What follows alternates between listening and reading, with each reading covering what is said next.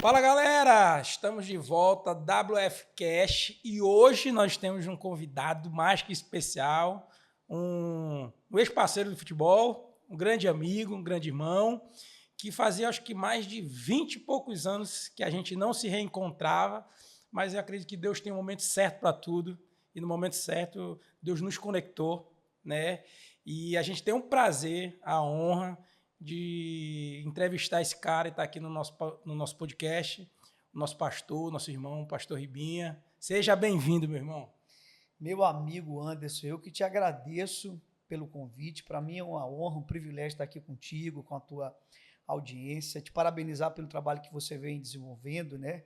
Falando de assuntos que estão relacionados, mas que infelizmente as pessoas separam, né? Que é Cristo, fé, evangelho e empreendedorismo, a vida, né? Então, a honra é minha de estar aqui contigo, meu amigo, meu irmão. Obrigado, pastor. Eu já vi algumas pessoas falando, pastor, que o nosso maior influenciador é Jesus Cristo, né? Que ele já fazia esse network, ele já fazia isso há milhares e milhões de anos atrás, né? Porque na forma que ele discipulava, da forma que ele trazia multidões, é o que muita gente faz hoje. Mas Jesus Cristo já fazia isso e hoje, até hoje, tem milhões e milhões de seguidores, que eu acho não, eu acredito, é o maior influenciador de todos. Então, nada mais do que, como o senhor falou, fé e empreendedorismo andam juntos. É verdade. Pastor, e a gente queria começar, a primeira coisa que eu queria falar é que se eu me emocionar muito, peço perdão, mas é porque eu já conheço um pouco da sua trajetória, né? E eu sei o quanto é maravilhoso, né? Eu sei o Deus que o senhor serve. E eu queria que o senhor pudesse contar um pouco, que é um pastor Ribinha, homem casado, pai, um pouco da sua trajetória, se eu pudesse resumir para a gente. O Anderson, primeiro explicar que Ribinha é um apelido carinhoso da infância, né? Meu nome é Ribamar, e talvez aqui pelas câmeras você não entenda por que eles me chamam de Ribinha. Se um dia você me ver pessoalmente, você vai entender por que eu sou chamado de Ribinha. Pela minha estatura, né? Então, é um apelido carinhoso de infância. E o Anderson, eu acho que a melhor forma de eu me definir seria: eu sou um indigno que foi alcançado pela graça de Deus. Eu não teria uma definição melhor do que essa para te dar, sabe? Eu sei da onde o Senhor me tirou e eu sei do fascínio que Ele tem colocado em meu coração pela pessoa dele, e eu acho que eu não queria me definir de uma outra forma. Eu sou uma pessoa indigna, improvável, que foi alcançado pela graça, pelo amor e pela misericórdia de Deus. Dito isso, aí eu falo também que eu sou casado com uma mulher incrível, extraordinária, o amor da minha vida, que é a Ayla, né? Estamos casados, esse ano vamos fazer 20 anos, viu, meu amor? Não esqueci, 20 anos aí juntos. Temos dois preciosos filhos, o Aleph é o nosso caçula, tem 11 anos, e o Pedro, 16 anos, os dois já estão ali servindo a igreja. E também, por graça e favor de Deus, eu pastorei uma igreja hoje no Maranhão, na Baixada Ocidental Maranhense, mais precisamente na cidade de Pinheiro, cidade onde a gente se conheceu, jogamos futebol juntos. E de lá eu tenho servido a Igreja de Cristo no Brasil e fora dele, pregando o Evangelho, né? Tive o privilégio de escrever também já 3 livros, e estou aqui querendo muito conhecer Cristo a cada dia e gastar e desgastar minha vida nessa missão. Pô, que história. Pastor, eu quero te perguntar o seguinte: a gente se conhece há muitos, muitos anos atrás, através do futebol, né? E depois cada um seguiu seus caminhos e tudo. E eu queria entender, né, aonde começa essa história do menino que jogava futebol, né? Não sei se o senhor pode nos contar onde o senhor estudava, a escola, tudo, aonde o senhor foi apresentado para Cristo. Eu não lembro, né, se a sua família já era uma família cristã, se já tinha esse contato com Deus mais próximo, e como aconteceu esse primeiro contato seu com Cristo. Anderson, que pergunta boa, pergunta excelente, né? Minha família não era de tradição cristã evangélica, pelo contrário, né? Eu venho de uma família muito avessa a essa realidade, e eu tinha ali 15 anos de idade, e eu lembro de um amigo meu. Olha como é importante um bom testemunho, né? Eu, na minha infância, início de adolescência, eu tive amigos evangélicos. Mas eu tive um amigo em especial que o testemunho dele me despertou. Ele teve uma doença, eu acho que foi apendicite, mas foi uma doença que quase o levou à morte. E ele ficou um período sem ir para a escola. E depois ele retornou para a escola, só que ele retornou outra pessoa, mas completamente outra. Mas não era aquela coisa dele não socializar, ele conversava com a gente, ele dialogava, ele sorria, ele brincava. Só que quando a conversa tomava um rumo diferente, ele educadamente pedia para sair. E eu comecei a ver aquilo. E um dia eu cheguei para ele e disse, o nome dele é Manuel. Eu disse, Manuel, cara, você está diferente. O que aconteceu contigo? E ele disse, Ribinha, eu tive uma experiência. Eu disse, a doença? Ele disse, não. Por causa da doença, eu refleti e Deus me alcançou. Sabe quando aquela conversa que pega teu coração? E ele disse, tu teria uns minutinhos para conversar comigo na hora do recreio, no intervalo? Eu disse, tenho. Cara, eu fiquei com muita expectativa para aquela conversa. E ele falou de Cristo para mim ali. Mas olha como é importante, mais uma vez eu friso, você dá um exemplo. Porque antes que os lábios dele pregassem o evangelho para mim, de alguma forma a vida dele me despertou. Então ali eu comecei a me interessar por o evangelho, ele começou a me evangelizar, comecei a visitar, assim, eu não visitava a igreja, mas eu visitava, sabe os encontros que tinha na escola? E aí um outro amigo meu me convida, porque aí eu fui estudar na Fundação Bradesco, e um amigo meu me convida para ir para o culto da igreja dele. Só que eu estava interessado por Jesus, mas eu não queria ir para a igreja. Né? Eu quero só as bênçãos. E aquele preconceito, sabe? De, cara, eu vou para a igreja, crente, não pega bem isso para mim e tal. Mas eu inventei, Anderson, todas as desculpas possíveis e imagináveis eu dei para aquele cara. Na verdade, eu mentia para ele. Tipo, vai lá na minha casa que eu vou. Eu mentia, estava doente, inventava uma coisa, pedia para alguém que estava em casa dizer que eu não estava. Eu lembro que um dia ele foi me buscar e, mais uma vez, eu criei uma desculpa. Só que quando ele foi embora, eu pensei assim, e agora, o que eu faço na segunda-feira? Ele vai me convidar de novo e eu vou ter que ter outra desculpa. Aí eu bolei um projeto. Eu disse, quer saber? Eu vou na igreja dele. E eu vou para a igreja dele. E quando ele me convidar de novo, eu vou dizer, não, eu já fui, obrigado, gostei e tal. Eu queria só me ver livre, Anderson. Nada mais do que isso. Mas, meu amigo, aqui fica um ponto de reflexão para nós. Não é a gente que encontra Cristo. É Cristo que encontra a gente. E eu vou explicar melhor isso aqui. Eu lembro que eu fui para a igreja com ele. Ele ficou assustado porque ele pensou que eu não iria, eu fui. Mas no fundo, eu só queria me ver livre daquele convite. Era o que eu achava. O culto na igreja dele começava às 6 da tarde. Vamos lá, 7h30 terminava. Havia em Pinheiro um clube de reggae. E eu queria ir por esse reggae com os meus outros amigos.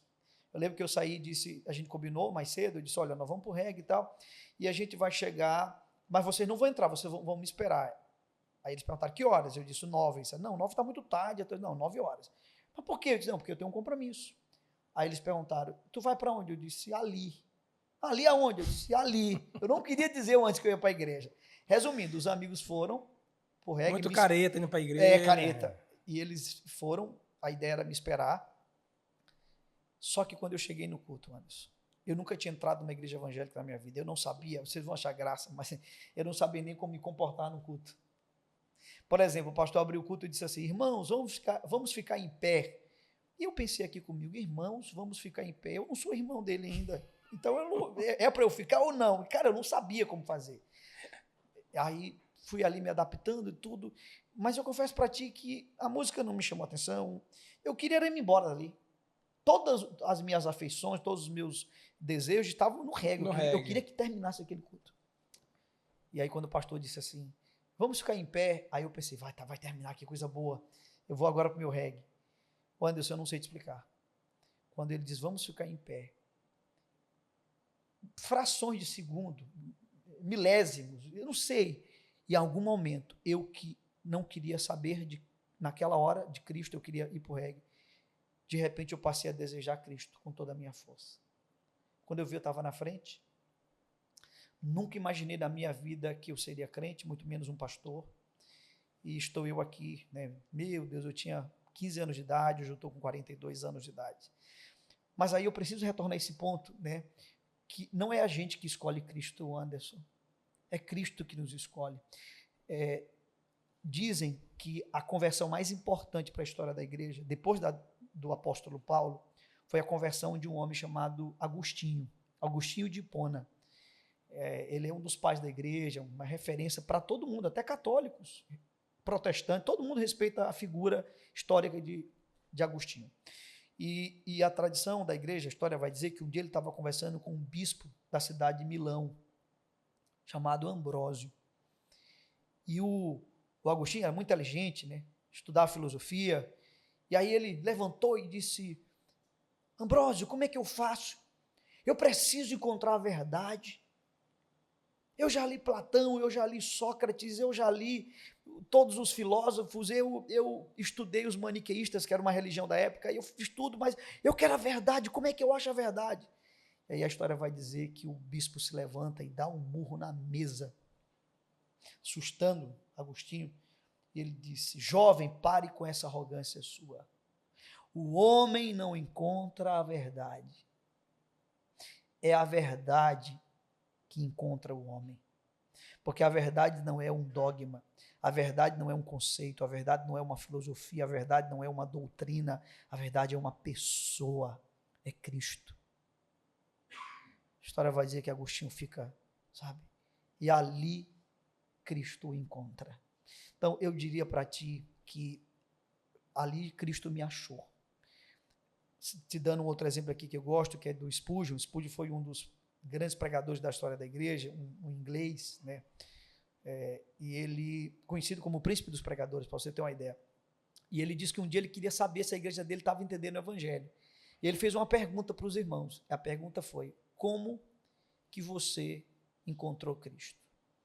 E aí ele disse que ele chega para um irmão, um senhor, e pergunta: e aí, meu irmão, como é que o senhor encontrou Cristo? E aquele ancião disse: pastor, eu lhe amo, lhe admiro, você é um homem de Deus, mas me perdoa, sua pergunta está errada. Aí Spurgeon disse: como assim? Ele disse: você perguntou para mim como que eu achei Cristo? E ele disse: pois é, eu não achei Cristo, ele me achou, perdido estava eu e não ele. Então, se eu estou perdido, não sou eu que acho, eu fui achado. E, pastor, eu estou aqui tentando não me emocionar, porque ontem eu conversando com Deus, eu falei assim: eu tenho muitas perguntas, muitas dúvidas para o pastor, não sei se vai dar tempo em tudo isso. E uma era exatamente o que o senhor respondeu. Eu questionei assim: Senhor, eu ia perguntar para ti, pastor, como é que Deus me encontrou agora, entendendo? Como é que Deus me encontrou? Porque eu fiz tudo para não prestar. Eu queria ir para a festa, eu queria beber, eu estava na prostituição, eu fiz tudo para não prestar. Mas eu estou aqui. Como é que ele me alcançou? Meu Deus, é a graça, antes. Entende? Eu fiz tudo. Eu fico pensando, cara, eu fiz tudo para não prestar, porque eu fiz tudo errado. E eu estou aqui. Entende? E isso foi uma das coisas que eu estava conversando com ele sobre isso. Entender, eu não entendo, você não entende, ninguém nunca entenderá a graça. A graça é inexplicável. Eu tenho um amigo muito precioso chamado Ricardo Massai, e ele disse assim para mim: Ribinha, você quer saber se um homem teve uma experiência com Deus? Não é se ele se esforça para ficar na igreja, é se ele tentou ir para o mundo e não conseguiu. Eu tentei. Tu tá entendendo? Eu tentei várias vezes. É maravilhoso. Inclusive, eu até lhe contei, né? Da história do avião, Sim. da história do carro, deu perca total. Só que do carro foi muito rápido. Eu acho que Deus não deu tempo dele falar o que ele queria falar. E já pelo avião, eu estava até lhe confessando, né? Que eu estava falando para minha esposa esses dias que, cara, cada dia que quanto mais passa da história do avião, eu vejo que era Deus. Porque assim, eu nunca vi relato de uma turbulência de 1h05. E eu passei 1h05 naquela turbulência, eu olhava para o lado do avião, quando eu consegui abrir o olho, né, e olhava tudo escuro. E Deus falando comigo, é isso que eu quero para tua vida, é isso que eu estou te mostrando. E Deus e passava na minha mente assim as imagens, né, da minha mãe, da minha esposa, o que realmente valia, qual era o propósito dele para minha vida. E eu só falei, Senhor, agora eu entendi. E se o Senhor permitir que esse avião desça, o Senhor pode ter certeza que eu vou fazer aonde o Senhor colocar a ponta dos meus pés, a planta do meu pé, eu vou falar do teu nome. Amém. E foi isso que aconteceu. A primeira coisa, estava namorando na época, né? E ela me pressionou, a primeira coisa, vou casar. E casei e vivo hoje esse propósito de falar de Deus aonde quer que eu vá, entendeu? Então, é maravilhoso escutar que não é nós que encontramos Jesus, ele que nos encontra, né? Anderson, a melhor história que eu já ouvi até hoje sobre a graça, não estou dizendo que não tenha, viu, gente? Uma melhor, né? A melhor que eu ouvi, eu vou contar para ti e para os nossos amigos aqui. É uma história muito interessante, né? É uma história, uma fábula, mas é uma fábula que explica bem o que é a graça de Deus. Conta-se que um dia, em um lugar onde um governante tinha o que a gente chama de induto de graça. O que é um induto de graça? Inclusive o presidente anterior do nosso país, ele usou esse induto de graça para um político que estava preso, né? Então, o induto de graça é uma prerrogativa que governantes têm, Anderson, de perdoar quem eles querem. Então, tem uma pessoa que está condenada, um criminoso, ele faz um gesto e ele perdoa aquela pessoa, ok? E nesse lugar, esse governante decidiu que ele iria perdoar um homem que seria condenado à execução, à morte, no dia seguinte. Ele sentiu no coração. Só que ele se vestiu de clérigo, de sacerdote. Pegou a Bíblia e botou dentro da Bíblia a carta de perdão. E foi visitar esse homem. O carcereiro abriu a cela, né, corredor da cela, e esse homem entra. Quando o preso, o condenado, olha, começa a xingá-lo. Seu louco, seu aproveitador, você está aqui porque você quer... Resumindo, ele xingou o cara de tal maneira que ele foi embora. E aí o carcereiro disse, você é louco mesmo. Você sabe quem é esse homem? Ele disse, não faço a mínima ideia. Deve ser algum religioso doido, fanático, que quer se aproveitar desse momento da minha vida. E ele disse, não, ele é o governante. Ele é o governador. Você sabe o que ele tinha dentro daquela Bíblia? Daquele livro? Ele tinha a tua carta de perdão. Aí o homem ficou reflexivo, não falou mais nada. E no dia seguinte ele foi executado. Só que, Anderson, presta atenção nisso. Na hora de ser executado, ele tinha direito a falar. Dar sua última palavra, seu último pedido, seu último agradecimento. E então ele diz assim, eu quero dizer a todos vocês que eu, fulano de tal, estou sendo condenado, não pelos crimes que eu cometi, mas pela graça que eu rejeitei. Essa é a melhor história que eu já ouvi até hoje. Você que está nos assistindo, eu quero te dizer, não há um pecador que o sangue de Cristo não perdoe. Agora, isso me emociona, porque eu lembro de duas passagens bíblicas que têm falado muito ao meu coração. João capítulo 3 e João capítulo 4. Não por acaso, essas histórias estão coladas na Bíblia, Anderson. João capítulo 3, Jesus com Nicodemos, um religioso, um homem com vida ilibada. Nicodemos estaria hoje em qualquer igreja desse país, pregando, ensinando, porque era um homem que tinha vida moral, mas para ele Jesus disse, tu tens que nascer de novo. E Nicodemo disse, como pode ser isso? E por que ofendeu tanto Nicodemos? Porque o Anderson, presta atenção nisso. O Anderson, o que você fez, o Anderson, para você nascer fisicamente? Nada. Você não fez nada. Teu pai e tua mãe se encontraram e Deus providenciou que você nascesse. Você não fez, não há mérito no teu nascimento, não há. Eu não pedi para nascer, você não pediu para nascer. Nós chamamos isso de graça. Então o que Deus estava dizendo para Nicodemos, Jesus estava dizendo para Nicodemos era, Nicodemos, assim como o teu nascimento físico é um ato da minha graça, o teu nascimento espiritual é um ato da minha graça. Só que Nicodemos queria ter mérito. Ele queria bater no peito e dizer, não, mas eu sou bom, eu cumpri a lei, eu sou merecedor. E o texto termina, a narrativa termina, o Anderson, e é como se Nicodemos não tivesse entendido ali. Ele sai com a cabeça bugada. Só que aí vem João 4. E em João 4, com quem Jesus está?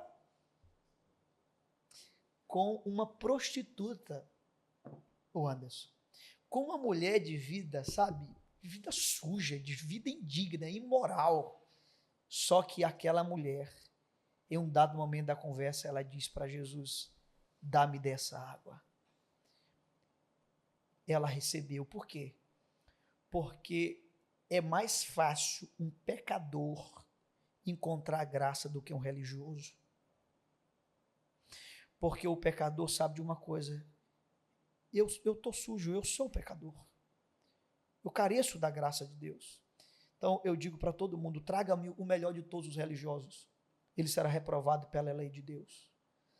Traga-me o pior de todos os pecadores e ele poderá ser salvo pela graça de Deus. Por isso que a pregação do evangelho, ela ofende. Ela ofende o religioso. Ela vai atrair o pecador. Eu falava agora em off ali com o pastor Eliatão sobre você. O Anderson, eu lembro de você. Você hoje, um homem de Deus, é um milagre de Deus. Só que as pessoas hoje, elas olham uma cura com mais brilho do que o novo nascimento. Isso, como pregador, dói meu coração. Eu queria dizer para os crentes cristãos de qualquer vertente que vão assistir esse podcast: o novo nascimento é mais milagroso do que uma cura. Se um dia você tiver na sua igreja um paralítico andar, um cego enxergar, glorifique, exalte a Cristo. Mas se um dia você olhar um homem se convertendo, você tem que glorificar muito mais, porque é um milagre. É um milagre que só Cristo pode fazer. Vamos respirar, né? Pastor, tocando nesse ponto que o senhor falou, eu queria entender. Na verdade, eu vou adiantar a pergunta, mas também eu queria entender, por exemplo, quando o senhor entrega a sua vida a Cristo, o senhor lembra quantos anos o senhor tinha? Eu tinha 15 anos. 15 anos. 15 anos. E ali começa a sua trajetória, ou o senhor vai no mundo, volta de novo, ou o senhor já começa o percurso com Cristo? O Anderson, graças a Deus, eu não tive essa experiência de me afastar do evangelho. Então, ali já começou. Eu lembro que, por exemplo, nós jogamos juntos na mesma escolinha de futebol, Sim. né? E na nossa época, muitos se tornaram profissionais, entre eles você, né? Você foi profissional, o Márcio Diogo, né? Que depois tem uma história engraçada, eu vou te contar sobre o Márcio Diogo. O Márcio Diogo jogou em grandes clubes do Brasil, Cruzeiro, jogou fora do Brasil, né? Jogou na Coreia do Sul. A gente tem o Bebeto, que jogou no Vasco, jogou no Cruzeiro, no Corinthians, foi capitão do Vasco. O Esquerdinha, que chegou a marcar o Messi em um jogo na Espanha, né? E outros amigos nossos. Só que naquele período, a paixão pelo evangelho foi muito grande no meu coração, né? E faz parte da soberania de Deus. E ali eu comecei a me sentir chamado para ser um pregador. Só que aí eu entrei num conflito. Porque, Anderson, para pregar você tem que ser bom com palavras. Eu era muito tímido. Eu não conseguia falar. Mas é exatamente isso que eu quero entender, porque eu lembro que o senhor sempre foi um cara muito tímido, muito na sua. E hoje, é exatamente o que o senhor acabou de falar, sobre essa transformação, sobre se renascer de novo, porque é uma outra pessoa. E o que eu quero entender, eu tenho curiosidade disso. O bom, antes de conversar contigo, por exemplo, quem vai assistir, muitos não me conhecem. O bom de conversar com você é que você me conhece. A gente cresceu juntos ali na cidade de Pinheiro. O vice-prefeito da minha cidade, da gestão passada, ele foi meu professor. E tem uma história engraçada, que um dia eu tive programas de TV na cidade, né? E aí ele estava na casa dele e tinha uma pessoa da nossa igreja que estava lá no ambiente. E ele não sabia que a pessoa era da nossa igreja. E ele viu minha mensagem, ele estava assistindo a pregação. E aí ele parou assim, fez um comentário, ele disse: gente, isso aqui é um milagre. Aí todo mundo olhou para a televisão: o quê? Pastor Ribinha pregando. Ele disse: eu fui professor de Ribinha, eu dei aula para Ribinha há 3 anos. Eu não lembro o tom, o timbre de voz dele. Ele não falava. Esse rapaz nunca foi na frente apresentar um trabalho. E esse menino pregando é um milagre de Deus. Então, o Anderson, é aquela frase, né? Deus não chama os capacitados, né? Ele capacita aqueles que ele chama. E isso aconteceu comigo. Eu sou testemunha viva de que Deus não procura os talentosos. Deus procura quem tem fome, quem tem sede por ele. E é até difícil explicar, porque até a fome é ele que bota. A Bíblia diz que o querer e o efetuar vem de Deus. Vai chegar um momento, antes que a gente chega, é como se tu chegasse num ponto que tu não consegue mais explicar. É inexplicável, porque... Como assim? Por que eu? Tem uma história que eu gosto da Bíblia, que é a história de Mefibosete. Mefibosete, ele era neto de Saul, filho de Jonatas. Sim. E a história diz que um dia, quando o exército do inimigo entrou na nação de Israel, a criada dele, a babá dele, saiu fugindo com ele para eles não matarem ele, né? Ele tinha 5 anos e ela caiu e ele quebrou os tornozelos. Ele ficou aleijado, né? De ambos os pés. O que naquela cultura preconceituosa significava exclusão, significava um monte de coisa. E ele fica ali escondido por muito tempo. Depois de muito tempo, que a Bíblia não relata quanto tempo, Davi era rei, e Davi, meio que num ímpeto, ele acorda um dia e chama alguém e diz assim: ainda há alguém descendente de Saul para que eu use de misericórdia. Olha o termo, de misericórdia. Tem uma versão que diz benevolência. Aí o escala... O senhor falou sobre a misericórdia. Eu li hoje sobre misericórdia, né? Que a misericórdia é nada mais do que a gente sentir a dor do outro, né? E buscar essa dor pra gente entender isso. Porque misericórdia é miséria e córdia. Córdia é coração. É colocar o coração na miséria, na dor do outro, né? E aí o Anderson me ajuda a voltar para o raciocínio. Aí ele pergunta se tem alguém Sim, da aí ele pergunta se tem alguém, né? Aí a pessoa que trabalhava lá com Davi disse se tem. Só que ele é aleijado de ambos os pés, ou seja, ele é indigno para cá. Davi diz, manda chamá-lo. E Davi chama, ele é recebido no palácio. Presta atenção, Anderson. Recebido como filho de Davi. Só que aí o Mefibosete diz assim para Davi: meu senhor, quem sou eu? Ele vai usar, inclusive, uma palavra muito forte. Eu não passo de um cão morto para que tu te lembres de mim. Aí Davi olha nos olhos dele, por 3 vezes no texto tem essa expressão. Davi vai dizer assim: não é por você, por causa do meu amor por Jonatas. Presta atenção. Essa história, a gente poderia usá-la e dizer assim: olha, se você é anônimo, Deus vai te honrar. Se você é esquecido, Deus vai te botar num pódio.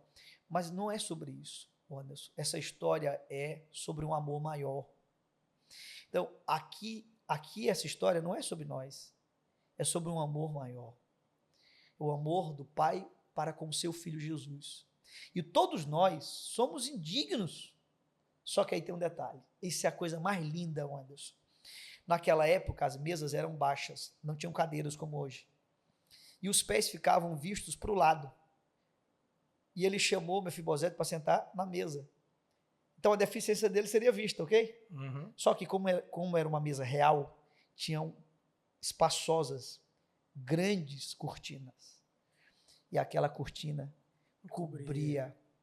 Que cortina é essa? É uma figura da graça que cobre os nossos defeitos. Então, como não amar um Deus desse, Anderson?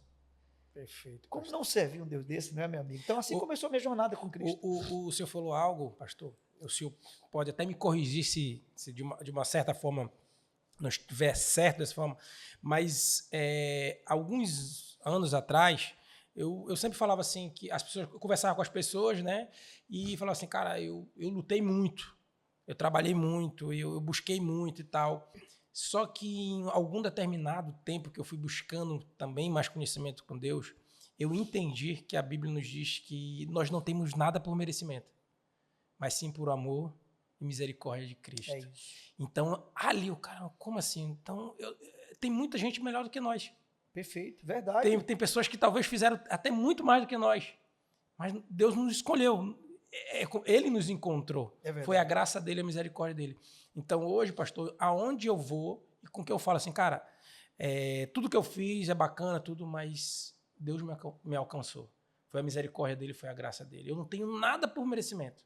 Então, todas as noites, toda a manhã, quando eu oro, agradecendo, eu sei que é por amor e graça. Amém. Assim como eu passei, ano passado, o testemunho da minha filha, né? E foram 3 meses de UTI. É algo que eu sempre falo para todo mundo. Eu posso te falar que 10 vezes tu não vai entender o que é viver 3 meses numa UTI.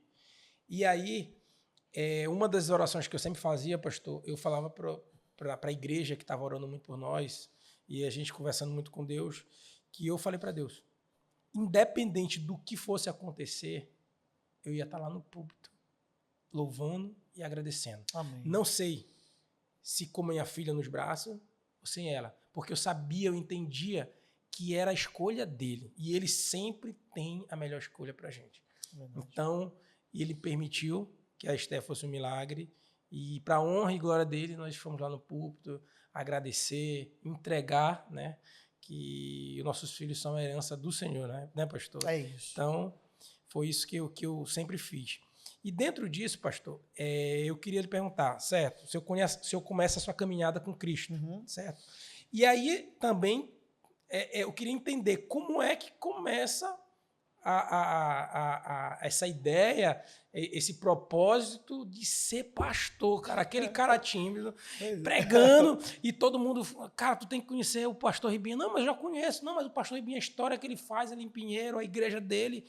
Cara, mas o Ribinha é pastor? Como assim? Aquele cara, aquele pequeno homem é o grande homem de Deus. É ele mesmo, cara. Como isso começou? Quando começou esse fogo no teu coração?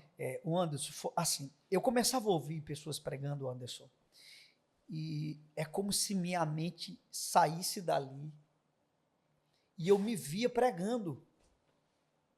Eu me via falando, aí de repente eu parava assim, aí eu não sei nem te precisar quanto tempo passava, se eu ficava 5 minutos nessa experiência, 10, não sei. Eu só sei que é como se eu fosse arrancado dali e eu me via. Aí eu, isso é coisa da minha cabeça, eu não tenho jeito para isso e tal. Tem até uma coisa engraçada, né? A primeira vez que eu fui dar uma palavra na igreja, Anderson, porque eu comecei servindo ali a igreja, né? Olha o meu ministério. É a mesma igreja? É o mesmo bloco de igreja, não é a mesma igreja sim. local, mas é o mesmo bloco de igrejas batistas. Já era batista. Isso, igreja batista. E aí eu lembro que o meu ministério na igreja era carregar as caixas de som da igreja. O nosso pastor da época, ele morava mais ou menos assim, vamos lá, eu acho que dava uns 500 metros da igreja.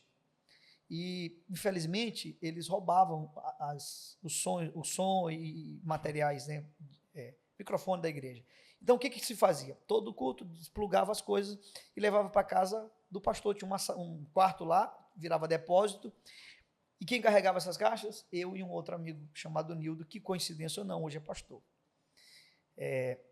Então, a gente fazia isso. Meu irmão, e não são essas caixas de hoje, line, fininha, bonitinha, e pastor, não pastor, e ele cortando, gente, eu sempre falo, porque agora, pastor, tem até uma história engraçada do pastor que eu vou na igreja aqui na Assembleia, que às vezes chega o irmão, pastor, Deus falou comigo que tem um propósito, que eu tenho que ir para o púlpito. Mas o púlpito, Deus falou isso mesmo, não é o púlpito. Não foi limpando a igreja, não foi carregando caixa. Não, Deus falou no meu coração que o meu negócio é no púlpito. Então, isso serve de lição, pastor. Sabe, Deus ele tem um propósito para cada um. Claro, claro. Mas, cara, deixa Deus te colocar. Não verdade. te coloca nos lugares. A gente tem um grande exemplo, cara. Se eu carregava a caixa, hoje as pessoas não querem... Não, vai limpar a igreja, não. Não, Deus não falou comigo que era para limpar a igreja. Falou que era o púlpito. Então, cara, é como o senhor falou agora há pouco. Se diminua. Para que ele cresça na gente, né? Para que o propósito dele haja. O senhor começou como carregador de caixa, pessoal. Entenda o que Deus quer falar. E não eram as caixas, volto a dizer, não eram as caixas... tecnológica de hoje. Não, que a gente chama de line, né? Que são caixas slims, fininhas e tal. Não, eram aquelas caixas, para você que é do Maranhão, você vai lembrar, estilo paredão de reggae. 4 alto-falantes de 18, 4 de 15, 4 cornetas, 4 tuitas de um lado e de outro. Carrega, agora. Então eu e esse amigo, tipo, 4 da tarde, a gente já começava a pegar essas caixas e botar no ombro, para que os técnicos viessem e plugassem, montassem. E a gente faz isso com o amor do mundo. E um irmão da igreja, o nome dele é João, ele hoje mora em Natal, se não me engano, é pastor também, era um jovem da igreja, e o João viu essa dedicação minha, né? E ele disse, Ribinha, eu quero te dar uma oportunidade, eu quero que tu pregue. Eu disse, não, João, não tem um jeito, isso aí não dá para mim, não. Ele disse, não dá, eu quero sentir no meu coração. Eu disse, não, João, não dá, olha, resumindo, eu fugi de todo jeito, mas ele disse que eu tinha que ir, tal. Eu disse, tá bom, então vou lá. E eu pedi para o pastor para eu dormir na igreja, né? Dormir. Por quê? Eu sou de família muito pobre, e na nossa casa tinha um quartinho que era de todo mundo. Então eu não teria a privacidade que eu gostaria de ter para me orar, para me, né, me preparar. Então eu pedi para dormir na igreja. O Anderson, eu passava a noite inteira orando, lendo a Bíblia e decorando o meu sermão. Decorei, cara. Eu montei um sermão em 40 minutos. Assim, se eu fechasse o olho, eu recitava ele todinho. Só que aí, cara, esse dia, eu peguei minha bicicletinha e fui pro culto. Choveu, cara, choveu muito, choveu tanto. Olha meu raciocínio, eu pensei assim, rapaz, quem manda a chuva é Deus.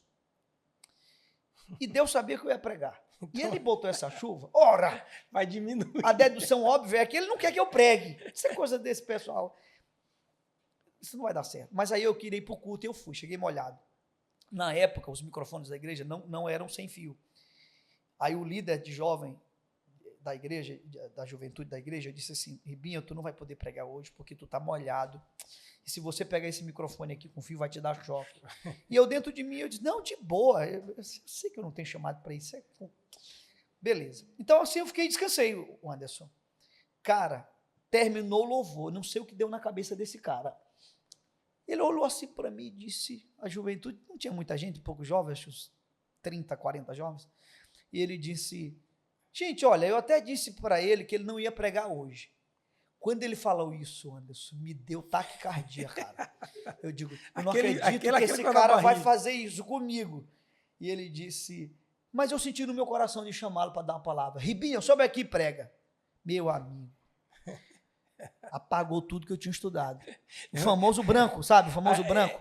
Pastor, aquela sensação daquele pênalti que o senhor vai bater, que se perder, acaba tudo. Meu Deus, até o senhor chegar lá no púlpito, como foi? Moço, eu fui, eu acho que só a carcaça, eu acho que a alma ficou e o corpo foi. Resumindo, subi nervoso e eu preguei tudo que eu tinha ensaiado.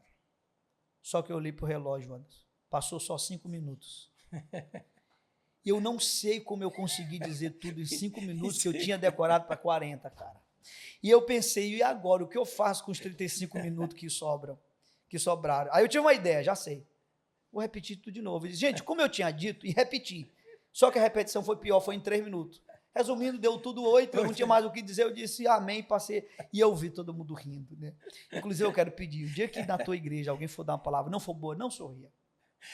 Cara, eu desci arrasado, destruído. Eu disse, isso aqui não dá pra mim, eu não nasci pra mim. Deus falou, não é pra mim. Não dá, isso aqui é loucura e tal. Eu vou carregar minhas caixas, tá bom demais. E desci arrasado. Terminou o culto.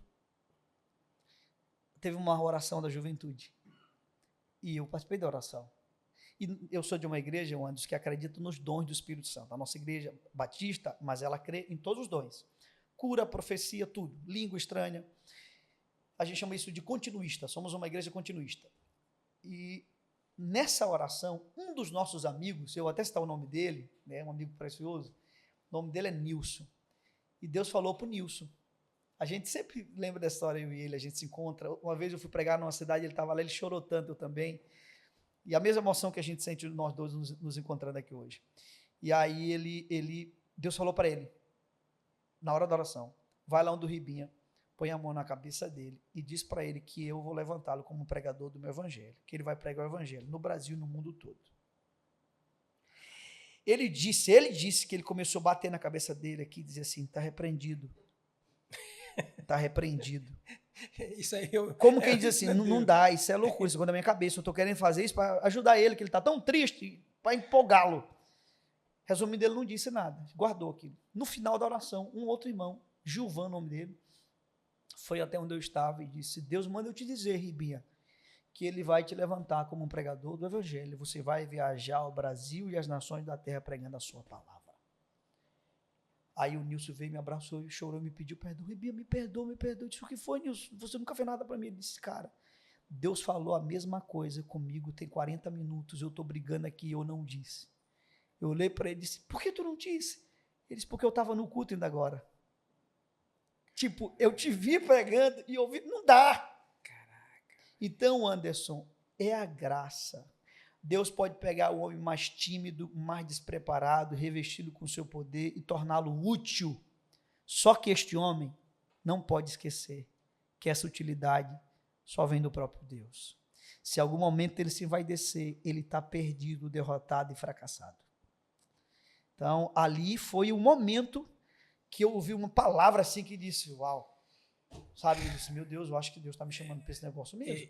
E pastor, e isso me dá uma deixa para mim fazer a pergunta que eu queria te fazer. Eu queria entender, por exemplo, tu estudou na Fundação Bradesco. Fundação Bradesco. Qual foi a outra escola? Eu vim do Dongarelli. Dongarelli, Fundação Bradesco. Fundação Bradesco. Desculpa, Arimatea Nunes primeiro, Dongarelli, Fundação Bradesco. E aí eu queria entender também como é a construção desse pastor de hoje, porque é um cara que viajou o mundo, conhece muitas pessoas, né? Tem network no Brasil todo e no mundo todo que eu acompanho. É um cara que se expressa muito bem, a oratória nem se fala. Como foi a construção? Eu já vi que gosta de ler pra caramba. Como é que construiu? Porque, assim, se a gente for falar das nossas escolas hoje, principalmente lá no Maranhão, tem uma situação bem difícil, né? Dos professores, tudo. E vem essa dedicação. E outra, completando, eu vejo muito que tem acontecido, pastor, que hoje os pastores eles têm tomado posse disso. Eu sou bom, eu sou o cara. E eu não vejo isso em você. Como é que tu faz para dizer assim, não sou eu, é o Espírito Santo. Não tem nada meu aqui, é isso. Como é que tu construiu esse pastor de hoje? Anderson, eu acho que essa é uma pergunta que ela exige muita reflexão. Primeiro, quando tu falava, eu lembrei de uma história. Eu gosto muito, eu me esforço antes, para ser sincero, sabe? Então, você falou, explodiu a história na minha cabeça. E olha, gente, se vocês vão acreditar ou não combinamos nada. Eu não sei nenhuma pergunta que o Anderson vai me fazer, absolutamente nada, né? Então, eu estou sendo muito sincero aqui. Quando tu falava, me veio uma história de um pregador da década de 70, 80, chamado Jimmy Swaggart. Ele foi o primeiro televangelista da história da igreja. Ele era, cara, só para ter uma ideia, não tem ninguém hoje que eu possa dizer assim, é igual a ele. Gigante, o mundo todo assistia aquele cara. Exímio pregador, homem de Deus, tal, uma bênção. Um dia, ele estava num evento, o estado estava lotado de gente, tupido. Ele estava ali se preparando na salinha dele para pregar. Veio um diácono da igreja e disse assim, reverendo, o senhor está olhando essa multidão? E ele disse, estou. E ele disse, tem duas multidões maiores do lado de fora. E todo mundo veio para cá, para lhe ouvir. Ele disse que naquela hora, o Anderson, o coração dele inflou. E ele pensou, Deus precisa de mim. Quem reúne esse tanto de gente hoje? Deus precisa do meu ministério. Tá, vida que segue. Anos depois ele caiu em prostituição. E todo mundo disse, como é que foi que você se envolveu com essa pessoa? E tá, graças a Deus ele se arrependeu e tudo, né? Tá vivo ainda, é um senhorzinho, né? Mas nunca teve a mesma projeção depois disso, porque há um dano, né? Mas voltando à história. E aí perguntaram para ele, mas como é que foi? Ele disse, eu não caí com essa mulher. Eu caí no dia que eu me vai descer. Aí ele contou a história. Bem ali eu caí. Então, Anderson, a primeira coisa que eu peço, eu tenho dito para todo mundo, toda vez que você olhar um homem de Deus, antes de elogiá-lo, ore. Ore pela vida dele, porque o orgulho é terrível. Os teólogos antigos diziam que o orgulho é o pecado capital, é da onde nascem todos os outros pecados. Então, eu queria começar aqui. Mas também eu queria dizer uma coisa para quem está assistindo a gente. Tem coisas que Deus não vai fazer por nós, que está no nosso campo. Ele nos dá graça, unção. Eu gosto muito de Paulo, cara. Paulo dizia assim, eu sou o que eu sou pela graça de Deus. Ponto. Imagina, eu sou o que eu sou pela graça de Deus. Então, responda-me uma pergunta objetivamente. Paulo era o que era por causa de quê? Da graça de Deus. Só que ele segue o versículo. Ele diz assim, todavia, entretanto, eu não a tornei vã. Antes eu tenho trabalhado mais do que todos os outros. Opa, então quer dizer que a graça não anula meu esforço. A graça tira meu mérito, mas não minha dedicação. O Anderson, eu sabia que eu era tímido. eu sabia que eu tinha meus limites, né? E eu comecei a estudar muito. Anderson, eu não gostava de ler. Hoje eu sou apaixonado. Ler para mim é como ouvir música. Eu sou tão apaixonado, o povo vai achar graça agora, eu sou tão apaixonado pela leitura, que quando eu estou no banheiro, eu não tenho nada para ler, eu começo a ler a composição química do shampoo. Porque ler para mim, assim, cara, é uma coisa assim, meu Deus, é maravilhoso. Para mim, o que seria uma férias? Me solta num canto com um livro e me deixa lá. E me busca um mês depois. É prazeroso, mas eu não tinha esse prazer. Esse prazer foi construído. Fui fazendo, fui lendo. Então, eu diria, a leitura, cara. A leitura é muito importante. Quem lê se expressa bem. Quem lê tem uma cosmovisão diferenciada. Então, a leitura. Eu digo para o meu filho mais velho, né, que já está nessa fase, eu digo assim para ele, Pedro, leia. Porque, com todo respeito, e aqui eu não estou depreciando o estudo acadêmico e tal, mas a leitura é mais importante do que o estudo acadêmico. Concordo. Cara, ler é maravilhoso, ler abre. E aí eu comecei a fazer cursos. Fiz curso de oratória. Ora, Deus falou que eu seria pregador, eu teria que afiar aquilo. É como, vamos pensar aqui, o Joel que está aqui nos bastidores aqui com a gente, é um exímio músico. E ele toca guitarra. Deus falou para ele que... Mas aí ele tem que estudar a guitarra dele. Ele tem que saber de acorde, de coisas do ramo, né? Então eu comecei a fazer cursos, fiz muitos cursos de oratória. Fui ali pedindo graça de Deus. E é o que eu diria para quem está ouvindo a gente. Você sentiu no seu coração que você tem uma vocação para qualquer área? Se dedique, meu amigo, se entregue, dê o seu máximo, que é o que a gente tem se esforçado para fazer. Aí completa o que eu lhe falei, que eu lhe perguntei.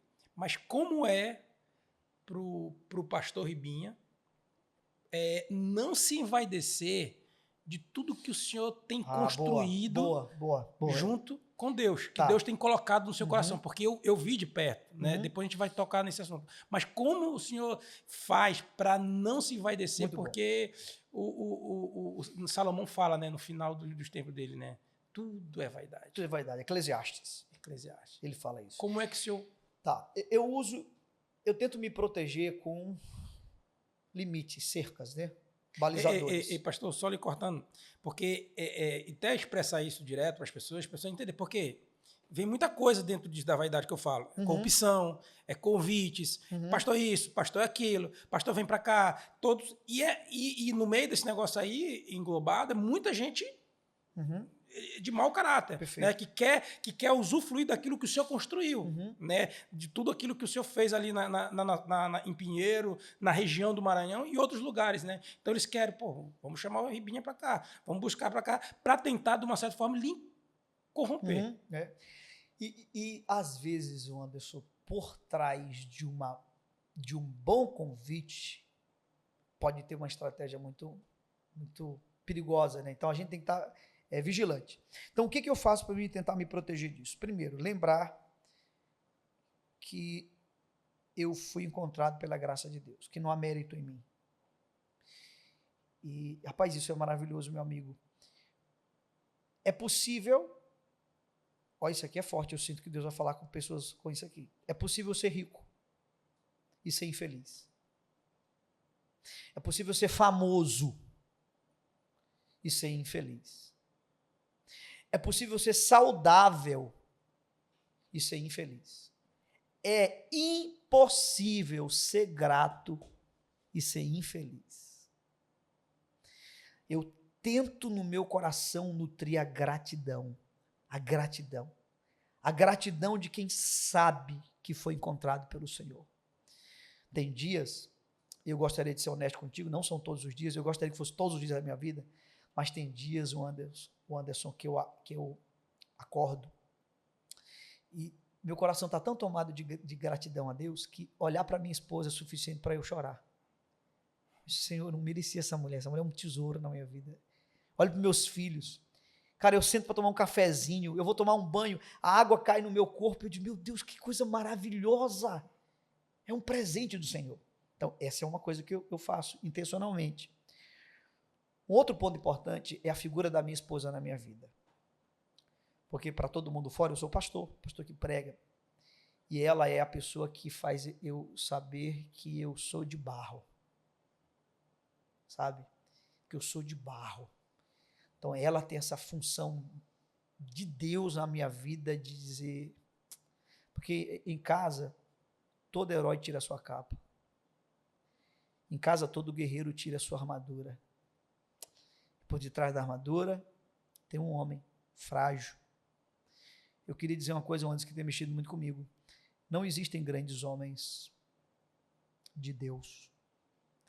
Existem pequenos e frágeis homens que, pela graça de Deus, viram um pouco de um grande Cristo. Então, eu não preciso ser grande.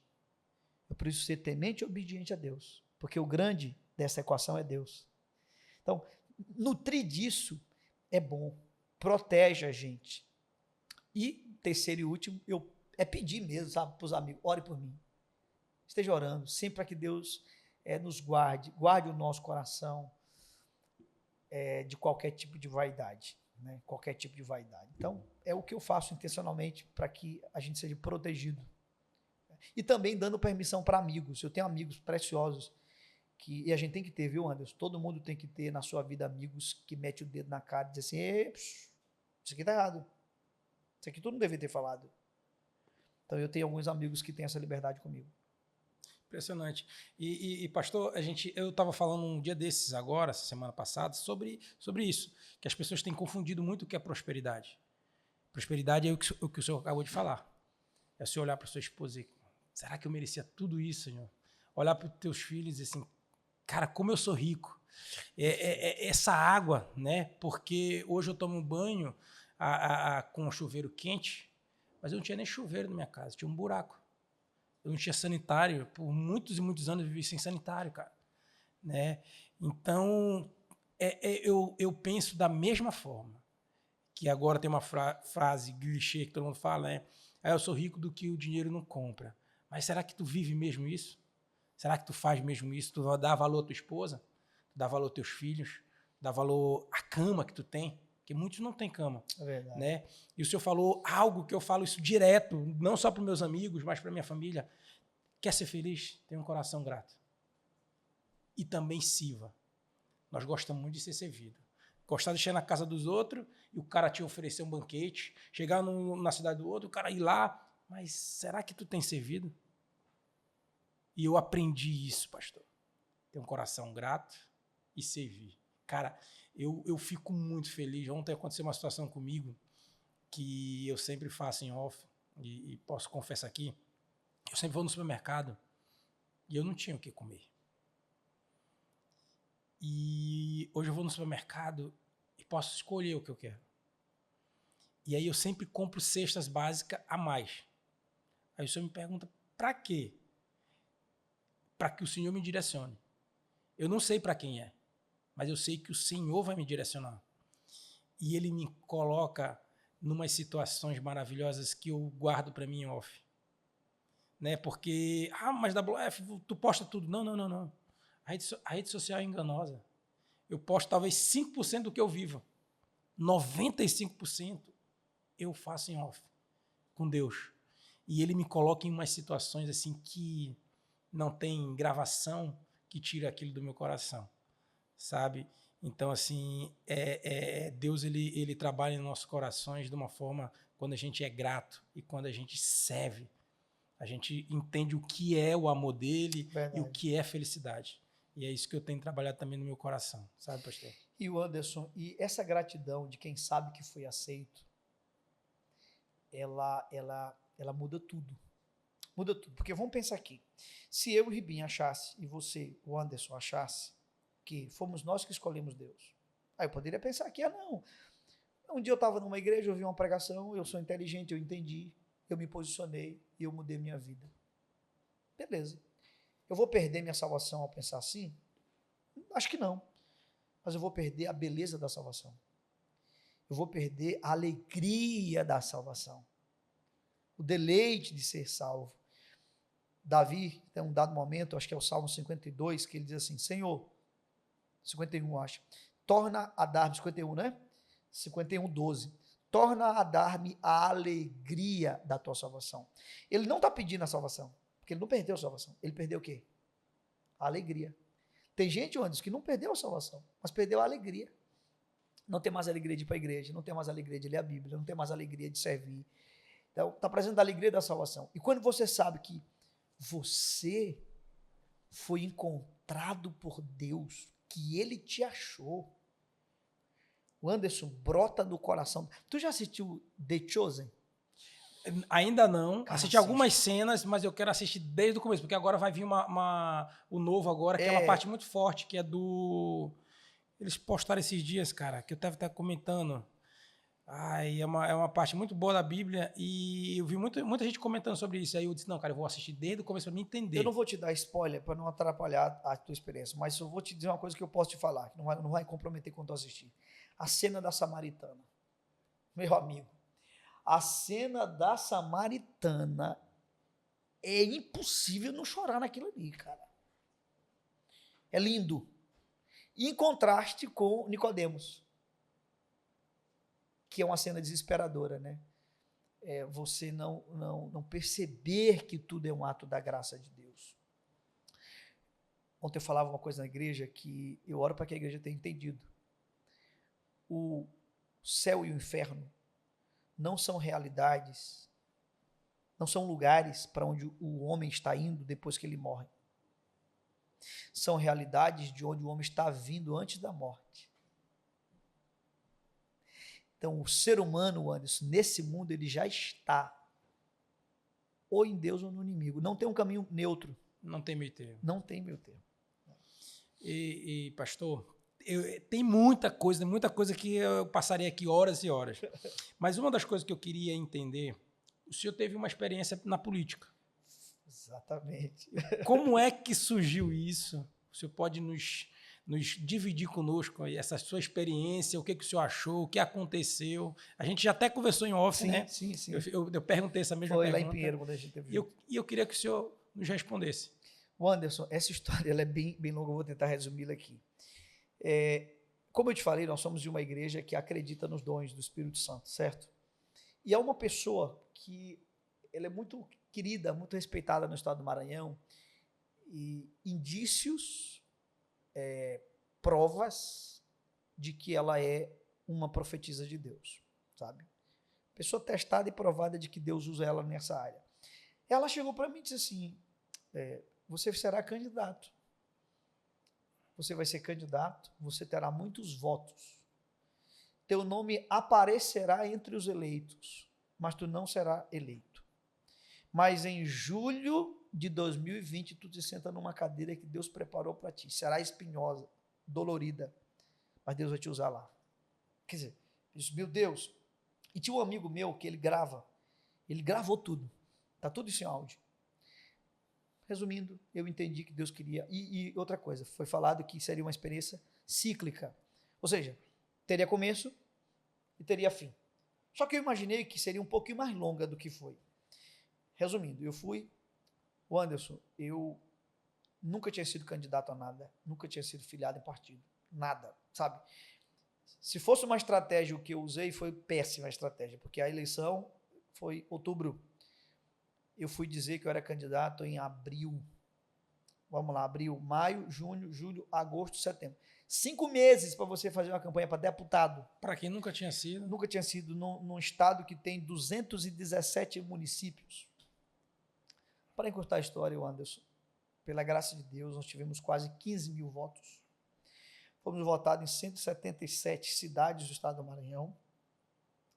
E por 2 vezes, na contagem da Mirante, que é afiliada da Rede Globo no estado, quando eles davam a contagem dos deputados eleitos, aparecia Pastor Ribinha, 42º.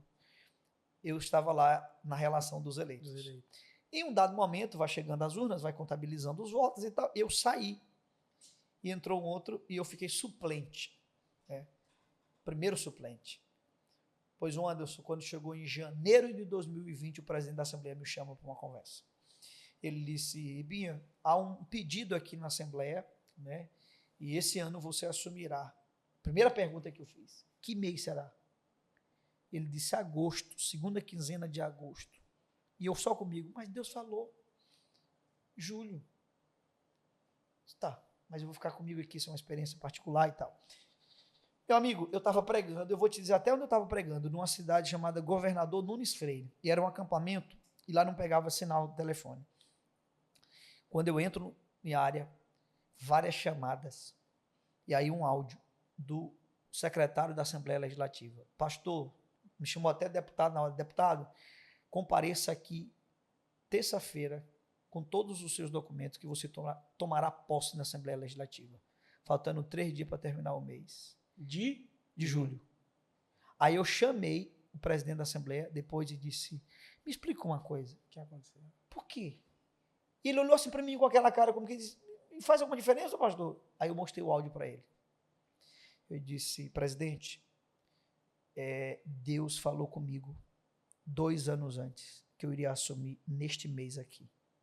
Eu estou te falando isso para te dizer que você é uma autoridade aqui, mas você foi constituído por Deus. E Deus é quem move os governantes e os reis da terra. Rapaz, foi uma experiência maravilhosa.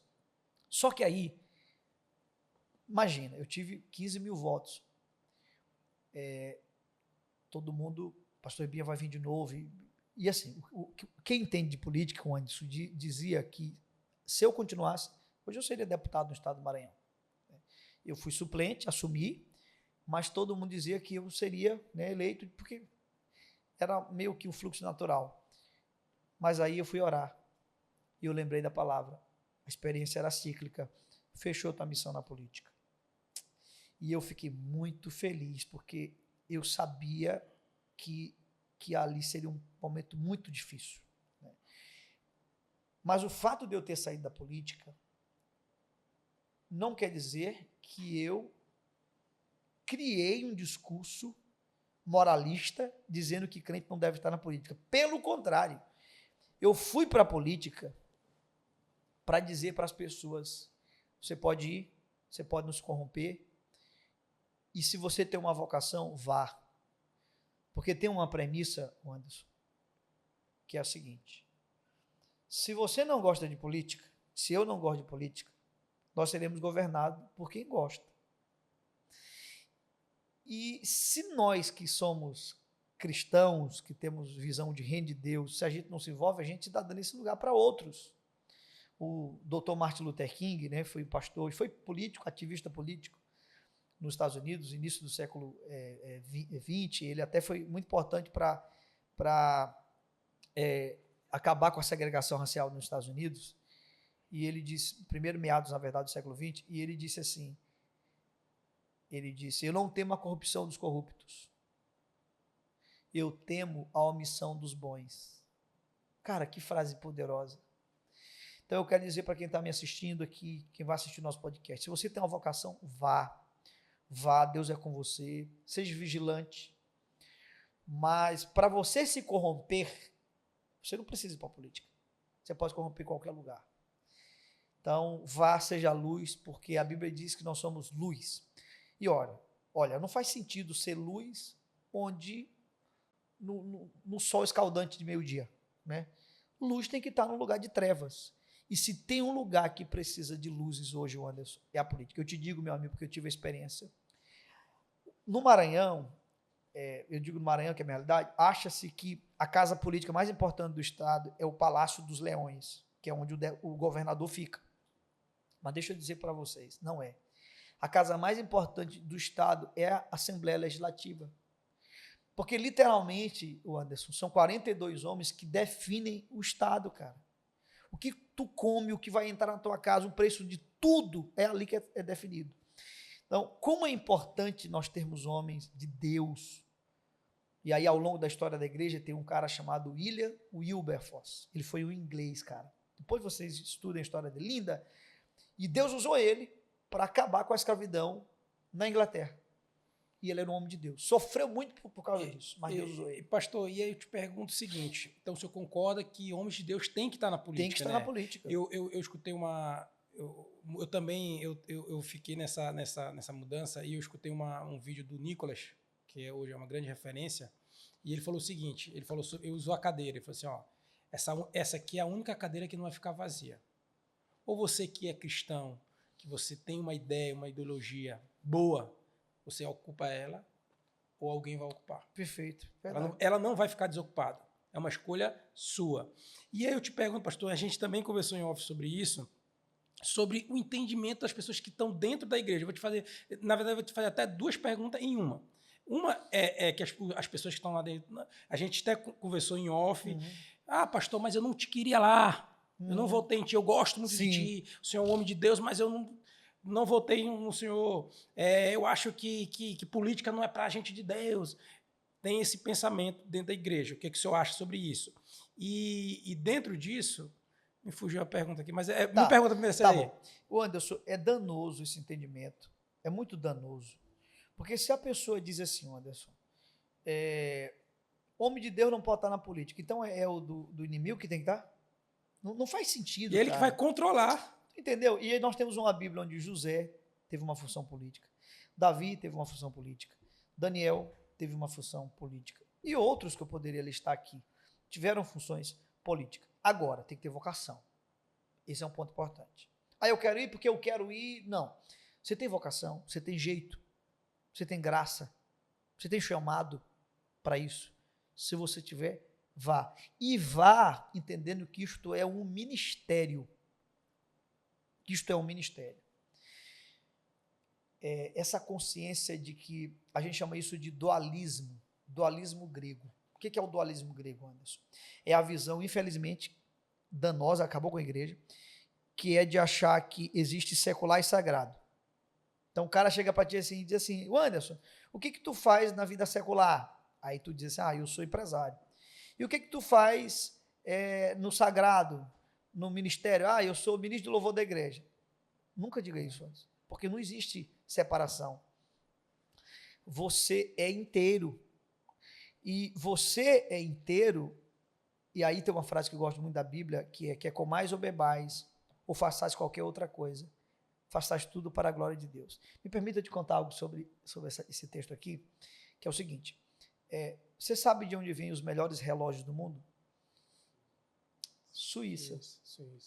Rolex, Tissot, são relógios suíços.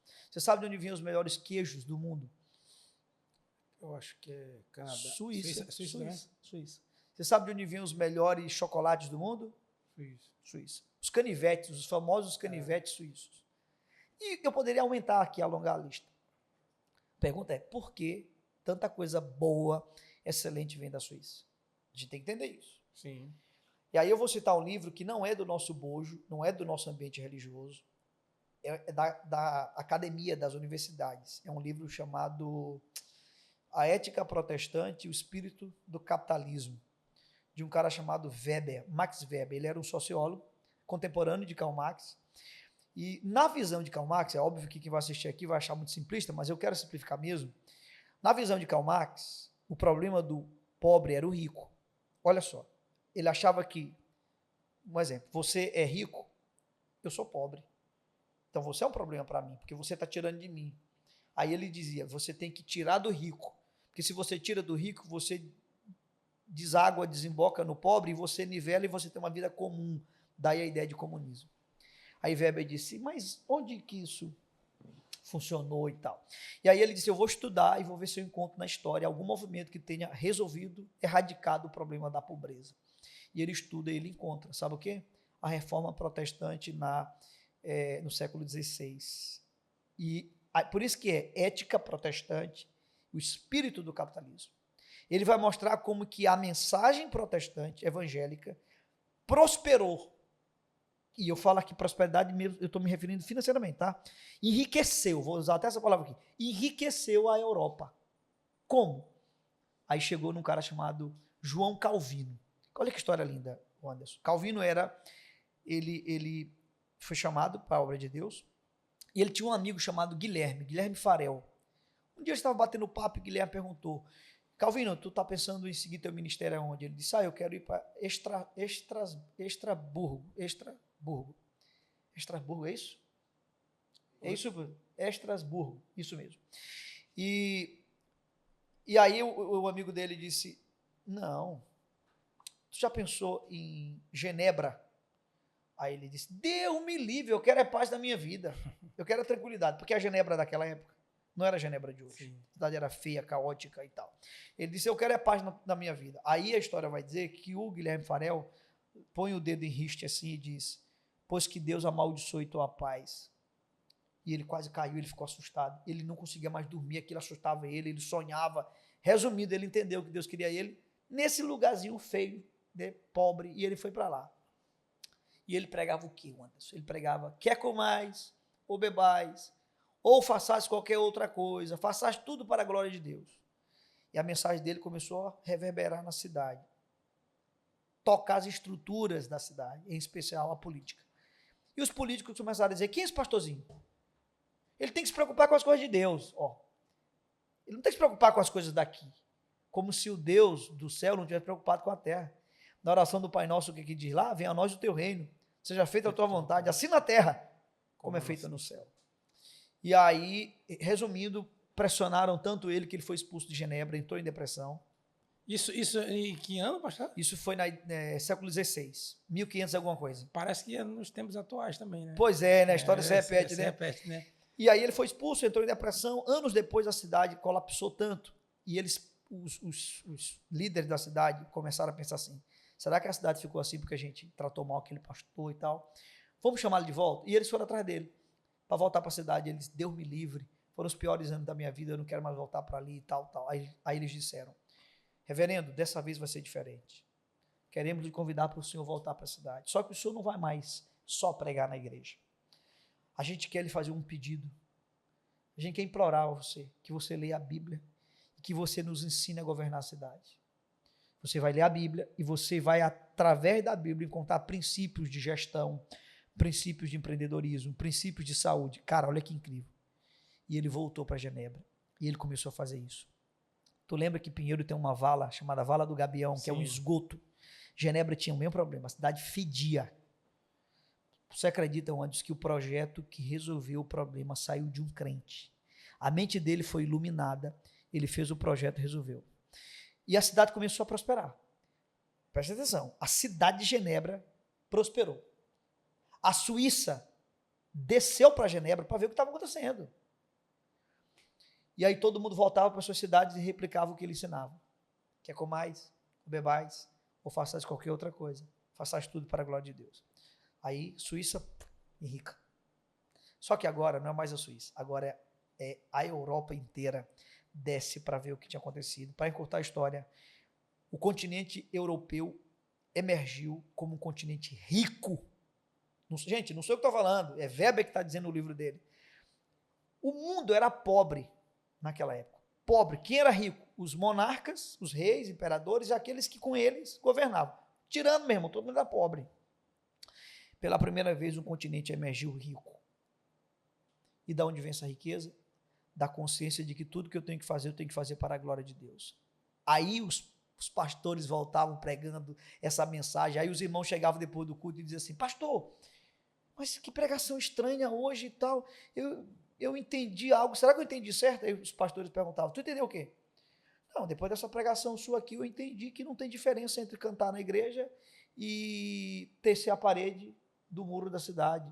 Não tem diferença entre ser diácono aqui e ser professor.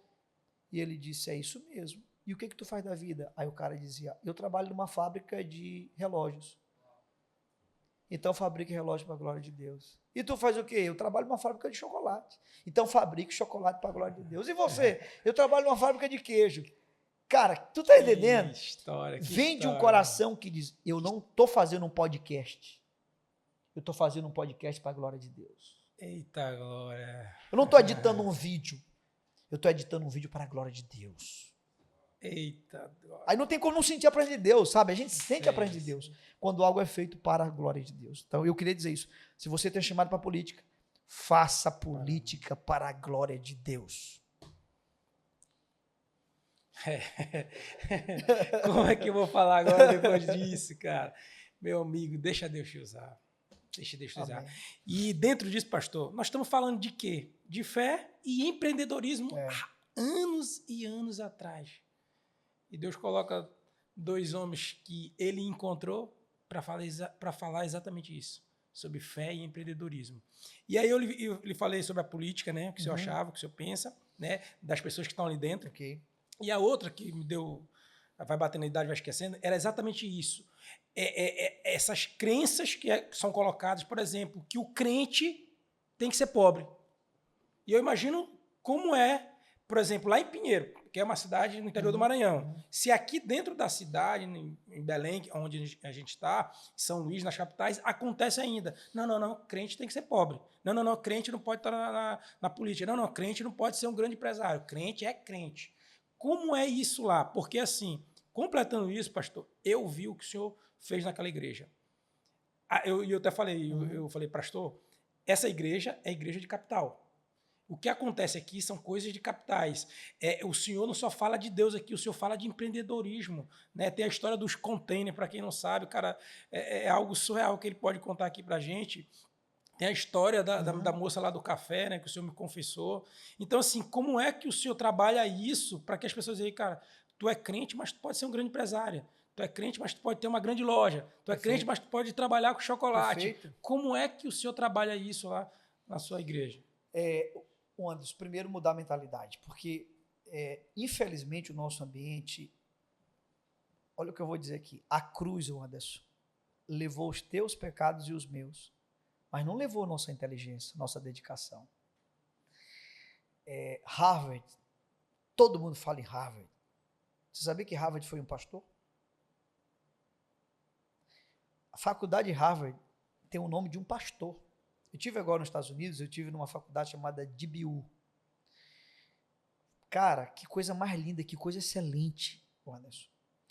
Eu tive uma experiência, essa experiência foi marcante na minha vida, eu conheci a Coreia do Sul em 2010, a maior igreja do mundo, Anderson. 1 milhão de membros. Meu Deus. 7 cultos no domingo, o primeiro culto às 4 horas da manhã, eles chamam de culto dos paralíticos. Sonho de todo pastor. Você vai para o culto, digamos, você vai para o culto de 7, você não entra, você fica numa fila para você entrar no de 9. Todos hiperlotados. E um lugar excelente, excelente, excelente. E não sei o que estou dizendo, a própria história diz isso, que nós estamos falando da Coreia, certo? Do Sul. Ao lado tem a Coreia do Norte, que é outra realidade, completamente empobrecida.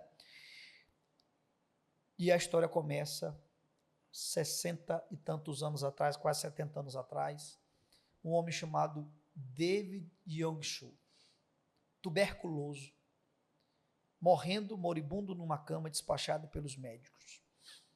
E ele, budista, e ele disse, lembrou da avó dele era cristã. Ele disse, se é verdade o que minha avó falava, que o Deus verdadeiro é Cristo, eu te peço, Cristo, se tu existe, se tu está em algum lugar, está me ouvindo, me cura. Se o Senhor me curar, eu vou dar minha vida para o Senhor, fazer o que o Senhor quiser nessa nação. E aí Deus curou ele, e ele então se torna um instrumento de Deus e começa uma igreja, e aquela igreja começa a crescer e tal. Anderson, eu tive lá. Eu fui no banheiro da igreja, cara. O banheiro da igreja é um negócio absurdo, gigantesco. Eu procurava uma casca de bombom na rua, eu procurava alguma coisa, sabe?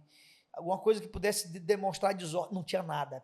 Um lugar assim, excelente, excelente, excelente. Aí eu entrei no banheiro, vi aquela perfeição, e eu pensei, rapaz, será que não tem um menino sapeca por aqui que não tenha colocado o chiclete debaixo dessa pedra de mármore? E por um instinto eu meti minha mão debaixo da pedra para procurar um chiclete. Coisa de baixadeiro, né, de maranhense. E eu taquei minha mão, meu irmão, e saí procurando. Resumindo, Nada. Eu não achei nenhum chiclete. Mas aí, o que me tocou não foi o fato de não ter encontrado um chiclete. Sabe o que foi? É que ao passar minha mão por baixo, Anderson, eu percebi que a pedra de mármore deles era polida Por baixo. por baixo, do mesmo jeito que ela é polida Por cima. por cima. E eu lembrei da minha casa. Eu não sei como é da casa de vocês, mas no Maranhão a peça é polida por cima, superficialmente, né? Como é que é aqui no Pará? E assim também? Mesma coisa. De baixo é poroso. E naquela hora o Espírito Santo começou a tratar comigo e disse, eu fiz você colocar sua mão aqui embaixo. Eu quero te ensinar uma coisa. Sabe por que a peça de vocês no Brasil é polida por cima? Porque vocês aprenderam a fazer bem feito, porque os homens vão ver. Eles aprenderam a fazer bem feito para a minha glória. E a minha glória vê tudo. É o que eu tenho ensinado para a igreja. Faça bem feito. Mas ninguém está vendo, não importa. Deus está vendo. Faça o melhor que você pode nas condições que você se encontra para a glória do teu único e verdadeiro Deus. Onde isso muda tudo. Muda. O homem que sai de casa para trabalhar, ele pode ser pedreiro, ele pode ser juiz de direito. Mas se ele sai de casa e ele diz assim, eu vou trabalhar para a glória de Deus, como um lugar desse não prospera? Então eu diria que a prosperidade da IBP tem sido por causa da graça de Deus escoando esse entendimento no coração da nossa igreja. E é muita graça, viu, pastor? Porque eu conheci, é espetacular o trabalho que o senhor faz lá, que o senhor desempenha. E dentro disso tinha uma perguntinha também, são milhares de perguntas, né? Mas como foi que aconteceu também? Porque muitos membros da igreja são ex-jogadores lá, amador, É verdade. tudo. E eu digo, rapaz, essa igreja aqui é de atleta? Como é que é?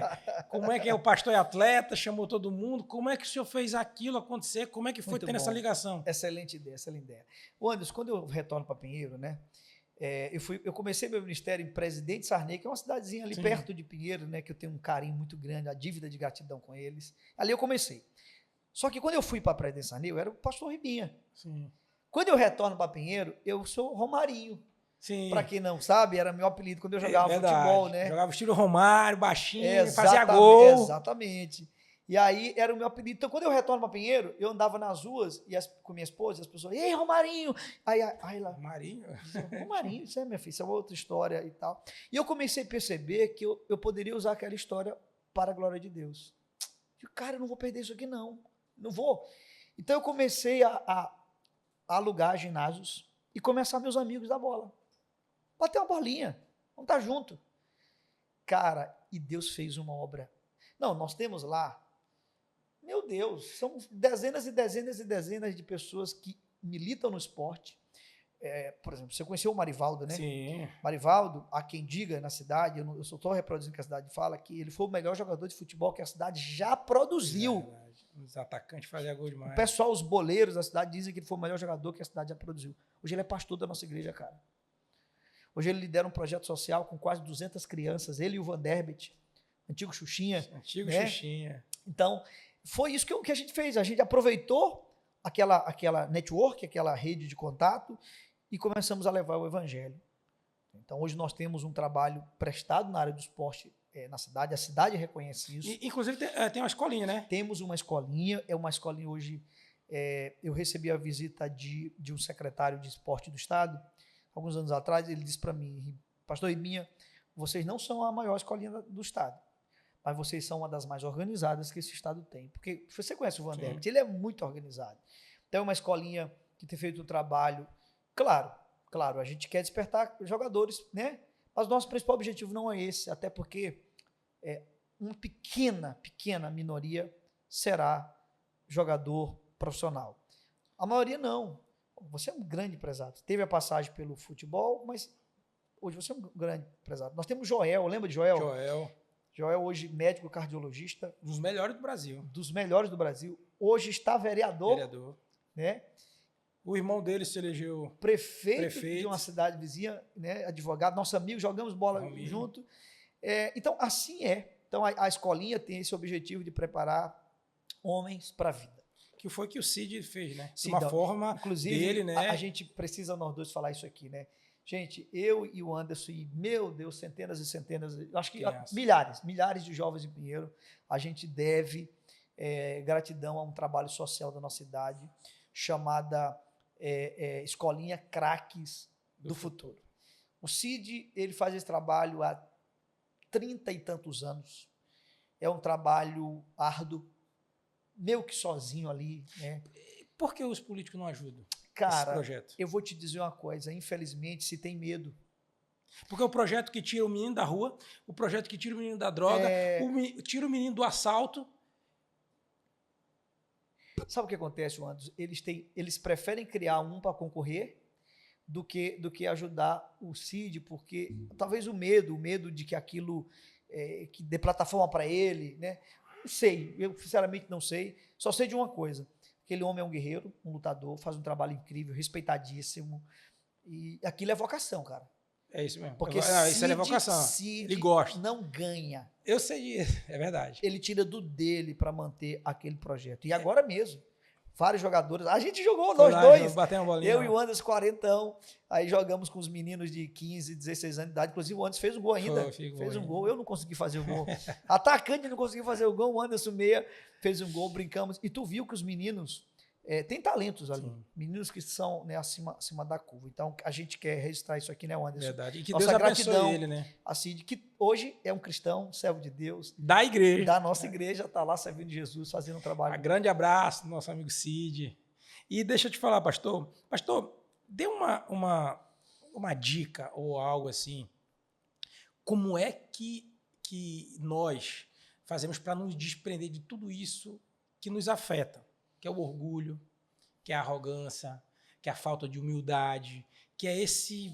Está no nosso sangue, né? Eu costumo dizer, pastor, que eu sempre falo para pastor assim, cara, como é que tu ora? Cara, eu oro que eu sou ruim, que eu não presto, que eu sou falho, que eu sou pecador, mas que Deus me molde da forma dele, que eu me desprenda de tudo dele, né? Porque nós queremos, como eu falei agora há pouco, ser servido, a gente quer ser o melhor, a gente quer ser famoso, a gente quer conquistar dinheiro.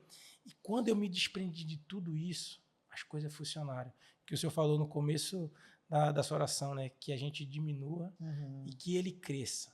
Como é que nós conseguimos isso, pastor? Perfeito. Excelente pergunta, Anderson.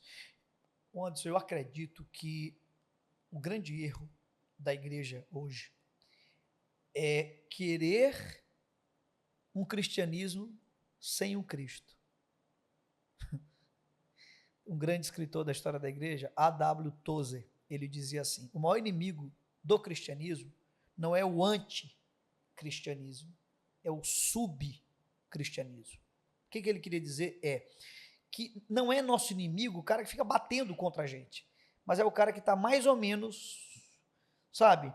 Então, a gente não pode seguir o evangelho sem Cristo. Eu cresci na igreja ouvindo uma frase que dizia assim: a santidade é um caminho para Deus.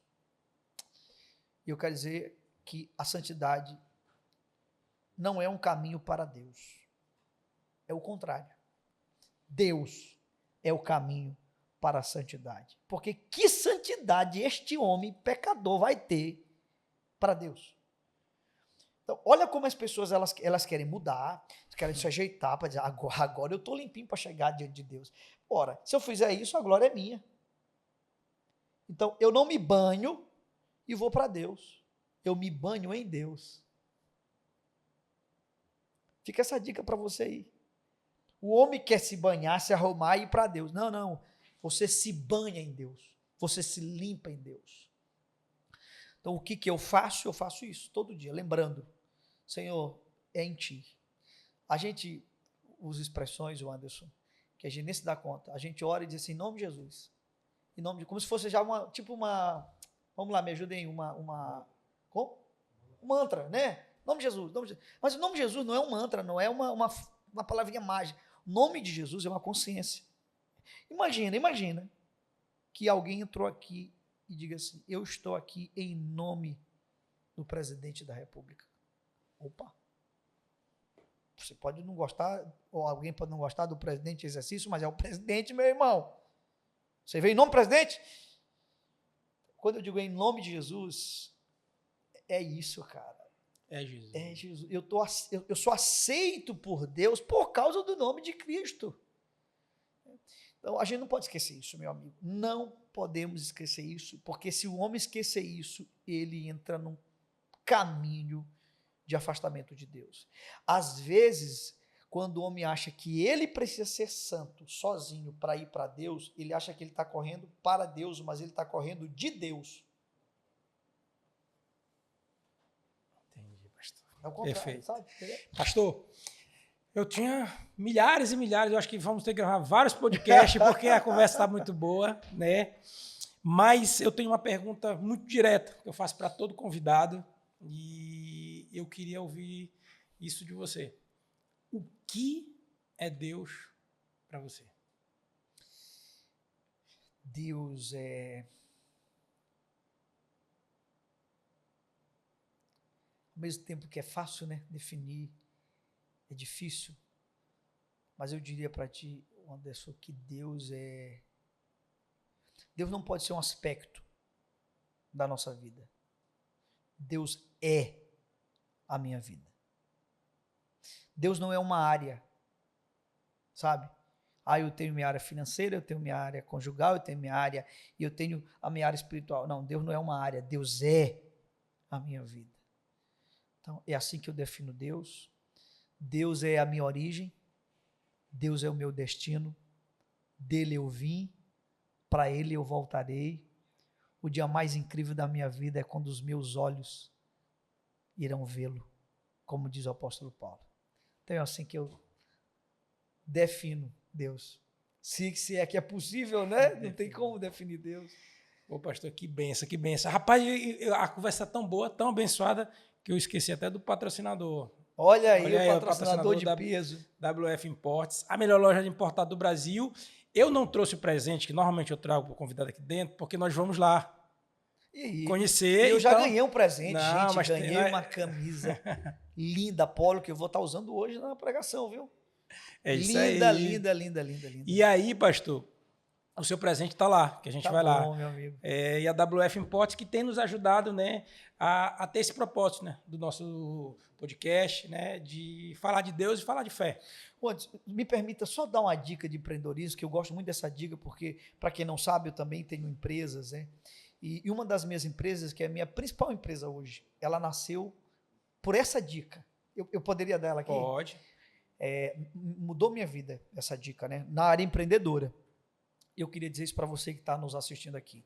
Responda 2 perguntas com muita sinceridade.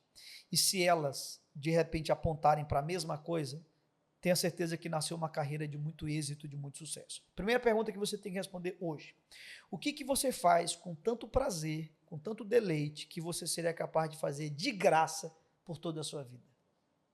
Respira e responda essa pergunta. Respondeu? Agora responda a segunda e última. O que você faz tão bem feito que as pessoas seriam capazes de pagar você para fazer? Respondeu? É a mesma coisa se for nascer uma carreira de muito sucesso. O Anderson, uma das minhas empresas que eu tenho é uma empresa de cursos. E ela nasceu como? Assim. Eu disse, cara, eu sou apaixonado. Eu fui deputado, eu tinha um excelente salário como deputado. Mas eu saía da missão de deputado, eu ia dar palestras em Pinheiro para os advogados e outras pessoas, mas em especial os advogados. Eu montei um curso de oratória na cidade. E eu chamei um parceiro, que ele foi empresário do Wesley, conhecido como Wesley Safadão. Sim. Ele foi o primeiro empresário do Wesley. E esse rapaz foi morar em Pinheiro. E eu queria que ele estivesse com a gente na igreja, que ele não saísse, mas eu sabia que a cidade não dava oportunidades para o ramo dele. Então eu disse, vamos fazer o seguinte, vamos fazer um curso nós dois. Metade do curso você dá, metade eu dou. Só que ele ficou com o dinheiro, assim, a gente abençoou ele. Então eu não ganhava nada para fazer aquilo. Os advogados pagavam, mas o recurso era para ele, para viabilizar ele na cidade. Mas eu fazia aquilo com muito deleite, muito prazer. Eu disse, cara, eu amo fazer isso aqui. E eu acho que eu faço bem feito porque as pessoas me pagam. Só que bem ali eu oficializei e criei a minha empresa, né? E eu queria dizer isso para quem está assistindo a gente. Né? Por exemplo, o Anderson está tendo muito êxito. Por quê? Porque ele faz muito bem feito o que ele está fazendo e ele tem prazer. Se não tiver prazer, Anderson, não tem como ter sucesso. Não é verdade? E isso foi uma pergunta, uma resposta maravilhosa, porque isso aconteceu uma vez com a minha sobrinha, eu conversando com ela sobre isso, sobre dar essa dica para ela fazer tudo com prazer e tudo também para o Senhor. Porque lá na nossa loja, pastor, a gente não só vende, a gente fala de Deus. Muito bom. Em todo momento. Tem uma brecha, eu já falo de Deus pro cara. E o cara diz, cara, esse cara colocou algo em mim, o que foi? Uma semente de Deus. Então eu uso sempre isso. E aí eu falei para ela, eu falei assim, tu acha o que eu faço hoje, eu faço com amor? Ela disse, acho, tio. Eu disse, pois é. Mas isso não era o meu maior prazer. O meu maior prazer era o futebol. Uhum. Só que Deus me deu uma oportunidade, Ele colocou isso no meu coração. E isso me dá o meu sustento. Perfeito. E eu comecei a fazer com amor. Perfeito. Porque tudo que é feito com amor e com Deus, não tem como dar errado. É verdade, meu amigo. E foi isso que você falou, acabou de falar. É isso, Cara, meu e tem amigo. muita coisa pra gente falar, mas vai ter vamos vários fazer outros episódios. Muito, vai ter né? vários, 2 ou Episódio 3 ou número 4. 2. E, pastor, é o seguinte, tem a última que a gente sempre faz, é o seguinte, é que o senhor olhe para sua câmera ali, tá? E o seu recado, a sua frase, o seu recado, digamos que o mundo vai estar lhe ouvindo ali, que a gente não sabe onde vai chegar, onde Deus vai colocar esse podcast, né, essa entrevista, e eu queria que o senhor deixasse seu último recado aqui, para quem está lá do outro lado, querendo lhe ouvir. Eu vou recitar um trecho de um poema de um amigo meu, aluno do meu curso, que ele foi muito tocado pelo Evangelho, e ele fez um poema. O poema é longo, mas a primeira estrofe dele eu gostaria de recitar. Diz assim, o tema do poema dele é O Cristo que eu não conhecia. Falaram para mim de um Cristo que só tinha mãos para me dar, mãos para me abençoar, mãos para realizar meus desejos, meus sonhos, eu diria até mesmo os meus caprichos. Só que pela graça de Deus, eu conheci um outro Cristo. Na verdade, não é um outro, é o único Cristo que existe, o Cristo do Evangelho. E este Cristo do Evangelho, ele não só tem mãos, ele tem rosto, e o seu rosto é o mais belo entre os milhares. Então, Cristo, ele não é apenas útil, ele é belo. Cristo não é um meio, ele é o fim da sua jornada. Que benção, que benção, que Então é benção. isso. Rapaz, era para ser tantos minutos, eu não sei nem quantas horas já deu aí. Sorrimos mas e choramos ao mesmo tempo. Já né? sorrimos, já choramos e aprendemos muito, pastor. Cara, Que queria bom, te meu amigo, agradecer feliz de estar aqui por contigo. compartilhar isso, né? Para quem está do outro lado, lembrando sempre Deus em primeiro lugar. Faça com amor, fala para a glória de Deus. Lembre que fé e empreendedorismo andam juntos, sim.